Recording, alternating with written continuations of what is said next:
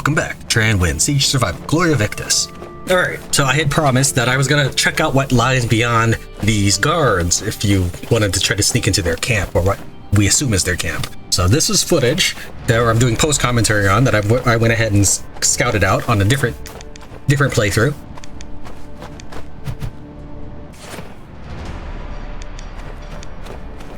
Since there's 2 guards up ahead, I decided to equip a bow, and it actually works fairly well on the lower difficulty levels.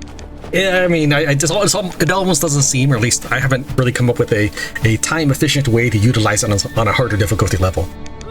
But for the easier modes, it seems usable.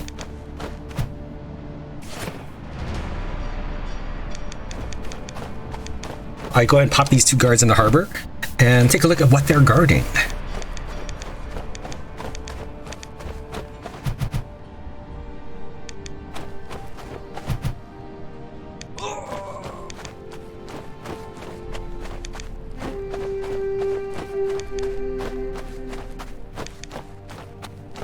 It turns out they are not really guarding much of anything, or at least nothing that you are allowed to interact with. That little click click click sound with the metal tin sound, that is the game not accepting my command to go there. So there's nothing I can actually do here. I can't set the enemy camps on fire, steal their resources, sabotage the bridge. There's none of that. Those would be excellent things for the game. On easier difficulty levels, guards have less vision and are less durable.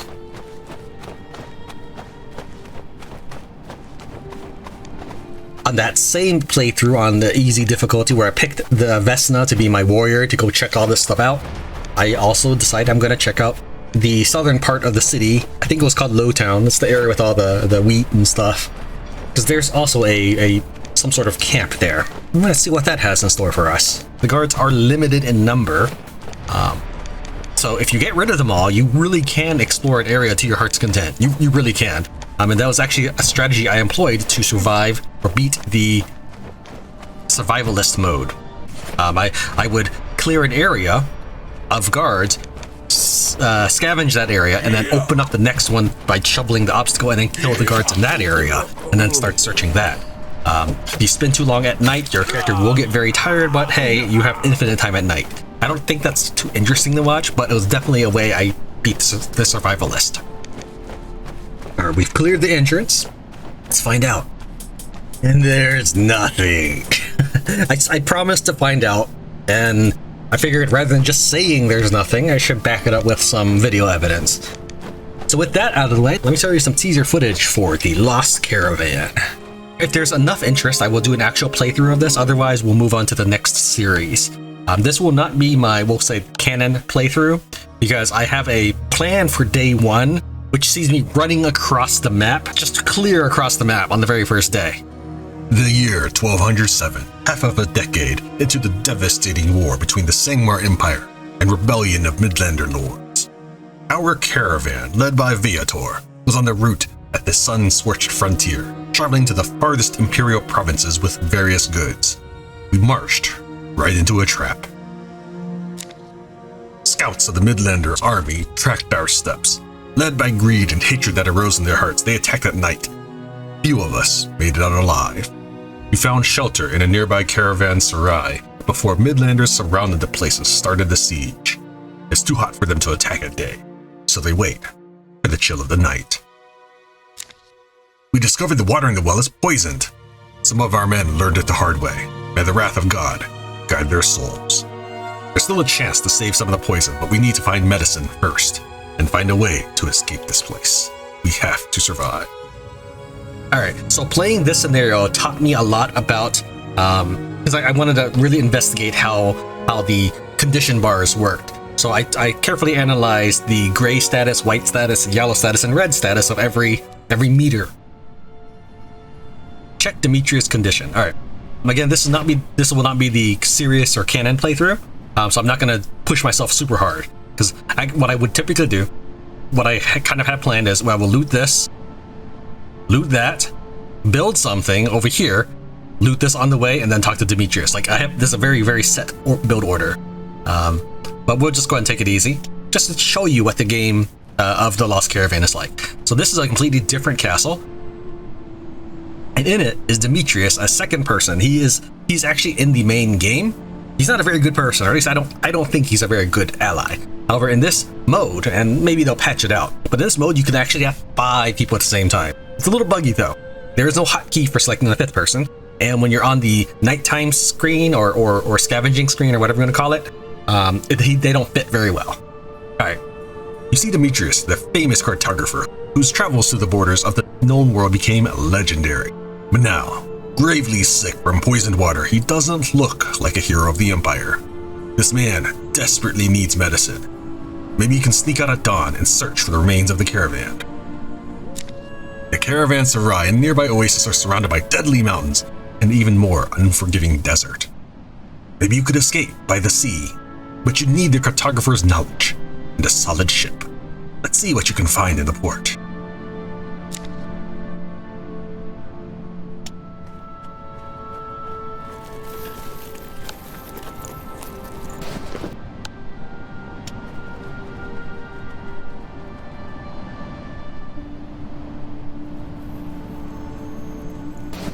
Alright, this is an astrolabium part. You need 3 of these, though I have found 4. You need 3 of these to construct the astrolabium, and that will allow you to escape get one of the endings, essentially. Oddly enough, you have to decide which ending you want to get way before you're ready for this. I don't think that's a good strategy. I think the game should just let you decide by your actions which ending you're going for. You see an old Sangmarian trading cog, or rather, its poor remains after it crashed on these rocks. You don't need to be an expert to tell the ship is in bad shape.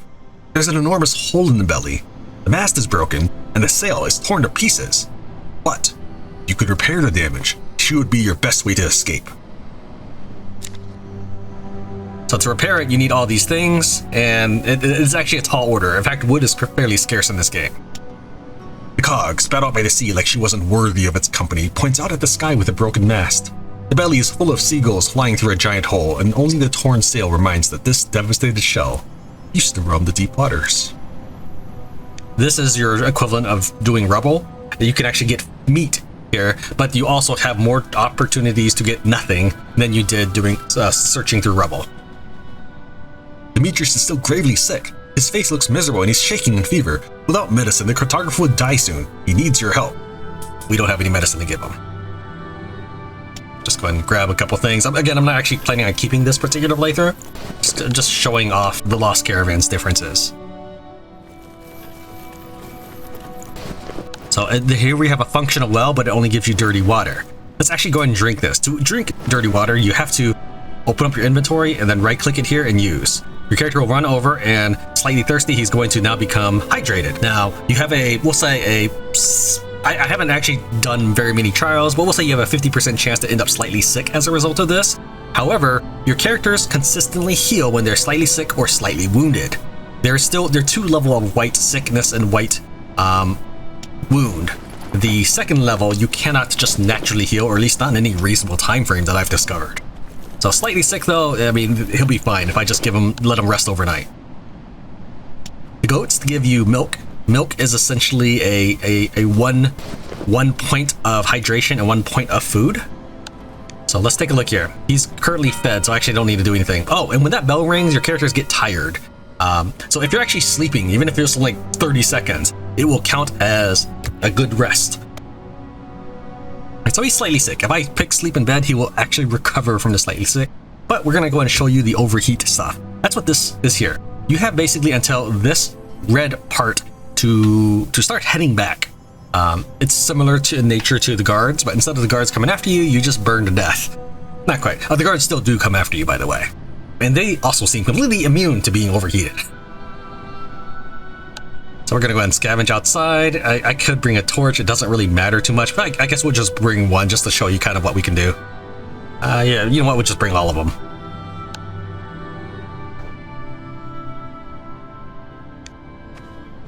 To start off with, let's take a look at the map. Actually, we started here. This is the only passage we have, and you can unlock these passages later.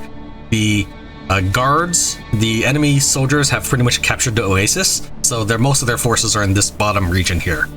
There's a second trader, but I hadn't discovered it because I'd only played this campaign a little bit. do know enough to win, but I have not mastered the campaign or anything.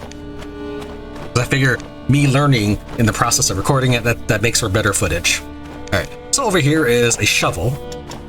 We'll go and just grab that for the purposes of this demonstration. And we'll forget about everything else.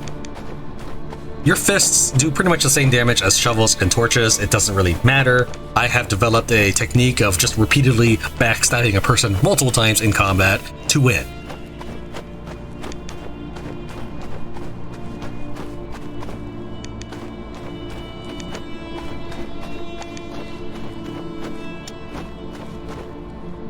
Remains of the caravan are covered with blood of the crew and horses, brutally killed by Midlanders. There's no sight of the medicine, but you see a wagon which transported imperial officials. It hangs on the edge of a cliff.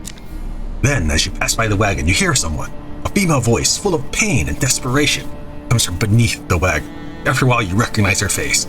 It's Aisha, ambassador of the southern province. She traveled with the caravan for the election of a new emperor planned for the next full moon. Everyone thought she was killed during the ambush, but here she is, alive, yet trapped by a broken plank which pierced her leg. She can't move and needs your help. But if you don't want to hurt her even more, you have to try to move the wagon, which is already dangerously close to falling down the cliff. Alright, you have two choices. You will rescue her either way, and she becomes a possible party member. The two differences is if you pull her out, she will suffer an extra damage. If you try to uplift the wagon, you get an extra alarm level. We're just going to go ahead and pull her out because if I did do a playthrough, we would do the uplift the wagon. So we're just going to do it this way, just in case that way, if it is something that people want to watch, you'll be able to see both methods. So we're going to pull her right out. You act quickly. With your age, he's soon freed from this deadly trap, but the plank in her leg cuts the flesh even deeper. Thankful for your help, Aisha tells you where to look for the medicine, in a small case, hidden in the floor of one of the other wagons. Aisha's weak, and she'll surely be a burden for your crew, but she's also an imperial official after all. She's actually a really good character. I like using her a lot. But again, we're just going to pick the opposite things just so we can see more of the text. So we're going to pick we can't help her, but she's totally a valuable unit and you should definitely add her to your army. We can't help her. The duty calls, but reality is brutal. You can't help everyone. The supplies are limited and there's not enough men to care of the wounded civilians, no matter how prominent figures they are. As you leave, Aisha silently moves away in the opposite direction.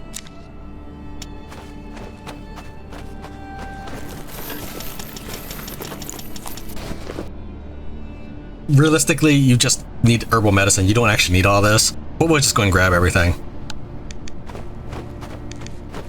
Alright, so the reason I grabbed the shovel was to, again, just show some more of the dialogue, because we got some time. Because I do want to show you getting hot in the desert. The desert also introduces a couple new mechanics. So, for example, you will rely on materials mainly, but if you wanted to use a fire, you can use brushwood instead of wood.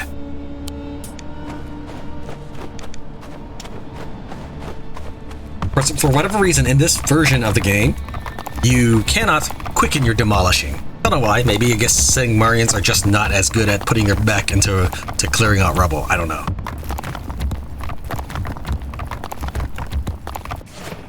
So you play Viator, leader of the caravan, but other than him being an entrepreneur, there isn't anything special about him. So let's take a look at his stats real quick. He gets extra trade bonus, extra crafting bonus. Then he has a disability of resting, so he gets tired faster, I believe that's what that means. I don't think it means he rests less, because I noticed that when the bell rang, he became immediately white level tired. Normally people get slightly tired, which is a gray level disability. And finally, he has less backpack space. Years spent to prepare the expedition. Lots of gold paid to hire the best people. Enormous effort to get the best maps and guides, and what? Midlanders destroyed the caravan and we're stuck in the middle of the desert. The Midlanders and Sandstorm don't kill me. The sight of my empty vault will surely do. Alright, so one of the reasons why I brought out the torch is you have a couple events like this. The entrance is almost completely hidden in shadows cast by the surrounding rocks. The cave isn't fully natural. The corridor was widened with tools. This might be one of the caves with hidden supplies. Now this is not like all over the game. We'll say there's roughly 4 caves or so that I've found. So don't expect me to it's like, oh yeah, the Lost Caravan has tons of caves. No, it's just 4 and that's not a lot. still they are helpful to your adventure. When you're going to enter the cave, you realize the whole floor is moving like a giant jelly mass. The entrance is full of snakes. There's no way you can pass by them without getting bit by the venomous guardians of this place. You'll need a torch to chase them away. The fire scares off the snakes, which moves aside and the way into the cavern is now open. Inside, you find several baskets. Some of them are old enough they turned into dust, but in others you find useful supplies. We'll find an iron bar, which is okay, planks, very valuable, and a tool which will help you get to another cave if you felt like it. We'll just go ahead and grab these, and we'll head home. Actually, but we won't exit the map just yet.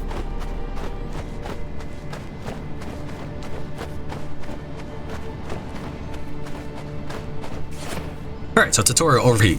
Unlike the basic scenario, here you can sneak out to scavenge the oasis during the day since northern invaders are not used to the heat, and they prefer nighttime for attacks and other activities.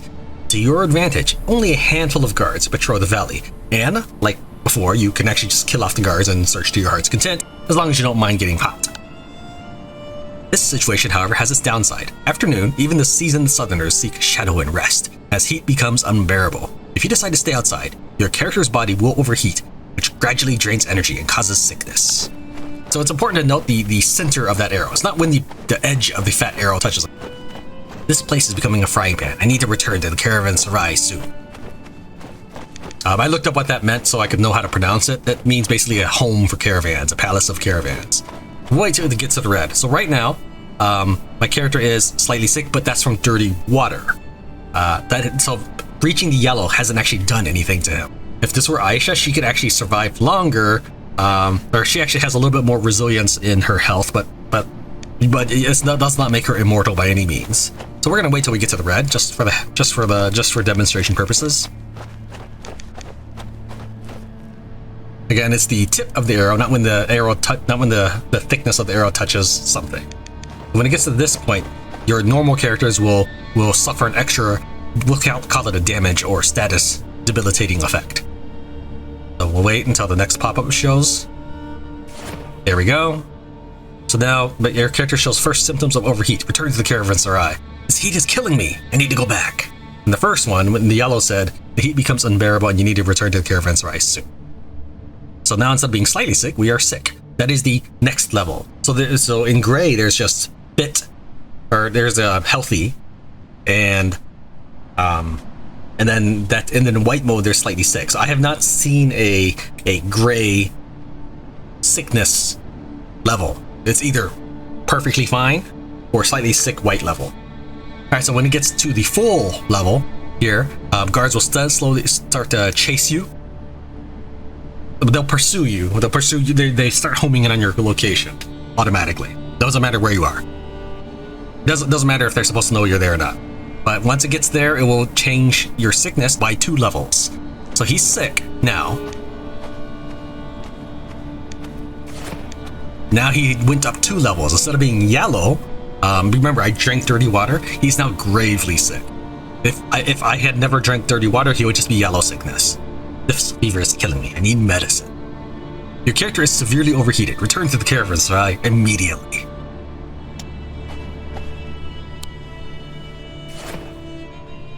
The enemy assault approaches. We must get ready for the worst. Enemies are preparing to attack, and we need to support our soldiers. Just help them stop the assault. We're actually not going to do anything because I just want to show you something. So yeah, we're going to go ahead and just give them some medicine and give them some sleep.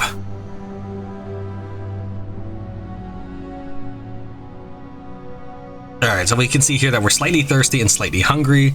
If I take this milk, we will go up 1 level to hydrated and fed.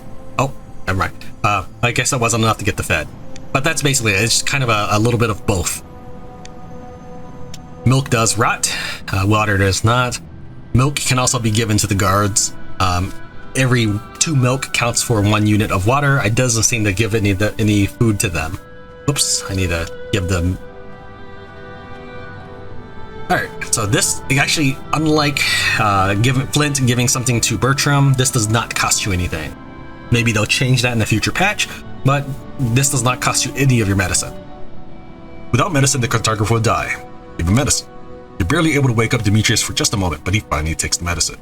Although it takes some time for him to recover, you can bet he's already shaking less than a moment ago. May the gods save him. And then he immediately joins your team. We'll just have him rest. I'll take a look at Demetrius. So if you've met Demetrius during a normal game, he's the exact same as he was before, but since for recording purposes, I have not shown off Demetrius, we'll go and read him out to you. He has a bonus to eating, which I think just means that he's gets hungry slower. That's what I think it actually means. I'm not entirely sure though. He's a negative or malus for healing. I think this just means that he gets sick easier.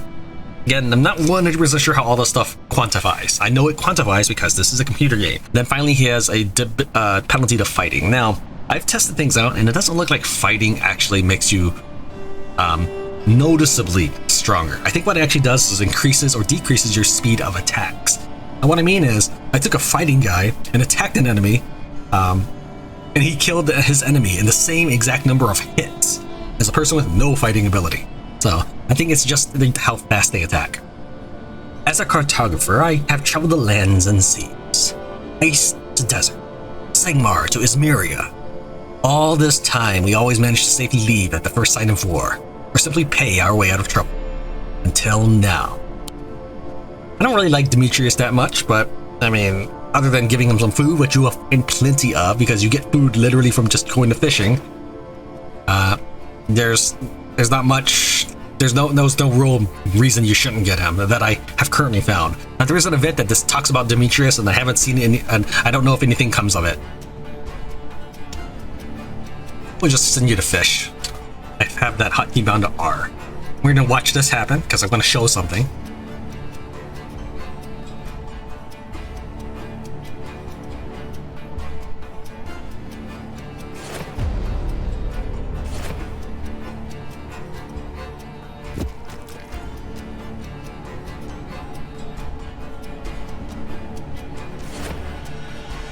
So I'm intentionally not doing anything. We are going to technically lose this battle, but the game is not lost. And he's just idly fishing away.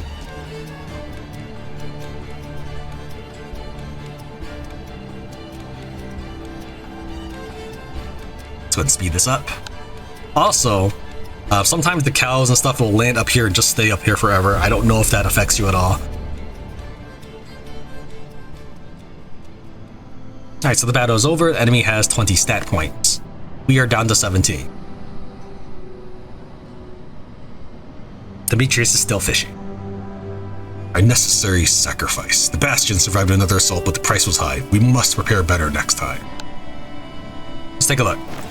We lost one dude, 4 people got wounded, and in this game story, 2 people immediately start out sick or poisoned from the well. Cancel because we're not actually going to send anything, and we're just going to wait until night falls. So there's a couple other things. This is a kitchen, which is basically an upgraded campfire. You don't have to build it. Let's go ahead and get you rolling.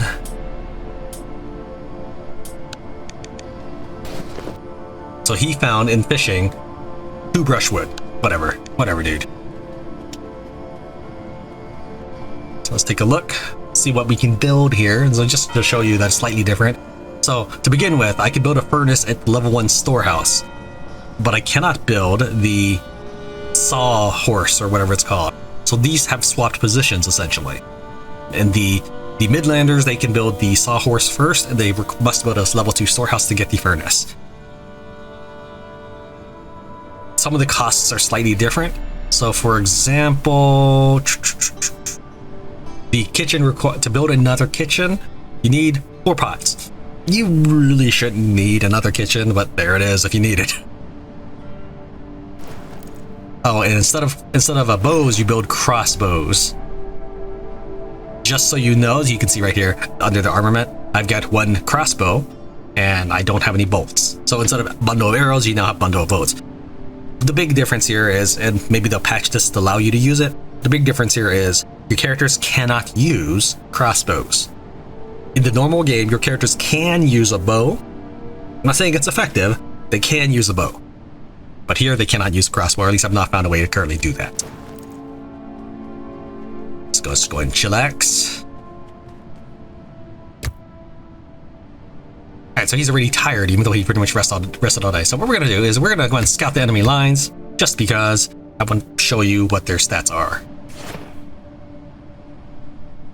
Alright, so they were at 20 before. They are now at 21. So here's what we're going to do. I'm actually just going to load the game to the same thing. My dude's going to be totally sick. I'm going to load the game for day 2 and demonstrate what happens when I power through and beat up the bad guys. So we're going to load. Day 2. Alright, so he's totally sick. He, you know, and there's stuff to do. What we're gonna do is just give him some bricks. Yeah, sure, give him some medicine. It's not enough to actually make a big difference. Is there anything else I can do to help you guys out? I mean, if I had grabbed some more stuff like other bricks, I think that would have helped. That's fine. This is actually more than enough, because realistically, I just need to bring this up to 26. So it's now gonna be 27. That's gonna be plenty.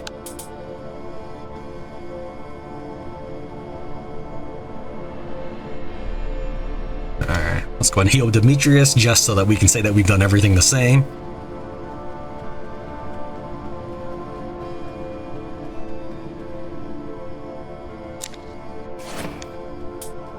So Demetrius to go fishing, pop a medicine, and go to bed. And then just wait for the battle to conclude. So you'll see what the enemy stats are right after that. So again, they in the first battle of day 2, first version of battle of day 2, the enemy ended with 20 stat points, strength points, and on day 3 when I scouted them out, they were up to 21. This time I'm going to win the battle. I'm going to have more strength, and we will see. We'll see, because I will do more damage to them, right? So you'd think that the next army would be weaker. No, they just come back with a vengeance, or it's based off of your strength. I don't know. I mean, it does vary, because I have replicated things time and time again, and I do get slight varying stats. So now there's 16. You might think, okay, so they should be 17 next time, because, you know, they go win up 1 strength point. We'll see.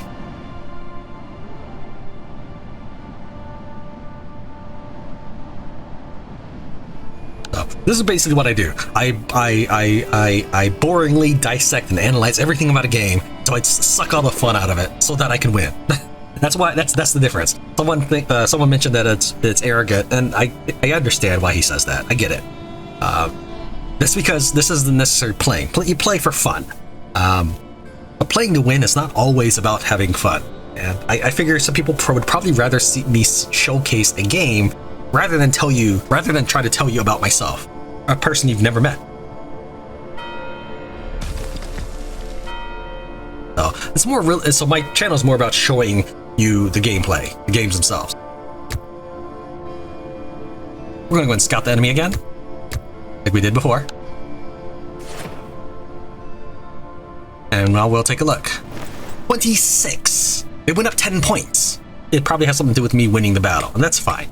But I've noticed that if I completely dominate the enemy, I can get them to go up to 36 on day 3.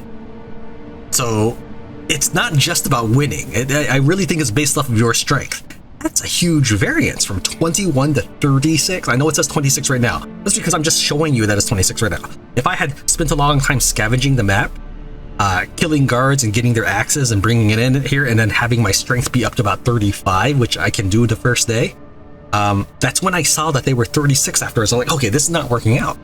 So I would suggest, if this game interests you, and you know they don't change the way this mechanic works, just go literally 1 point higher than their strength. 2 or 3 points if you want to be safe, because you can still lose soldiers. But otherwise, like, you will be penalized essentially for making your guys very strong. However, things like arrows or bolts are very good, because I would consider them temporary strength. One of the reasons why my bastion strength in the original playthrough was so low, because I had so many arrows. So those are strength points that don't get counted at the end of the day, because they're used up at the end of the battle. So arrows are really good in that case, because if it is based off of your strength, and again, I'm not sure it is, but if it is based off of your strength, it doesn't count those arrows, because those arrows are gone. Yeah, that's something to think about. I'm not sending you guys anything. It just makes the enemy stronger. Alright, so that's it for this episode. If you wanted to watch what I'm like now that I've played Siege Survival, that first playthrough you saw, that was realistically my first run of the game.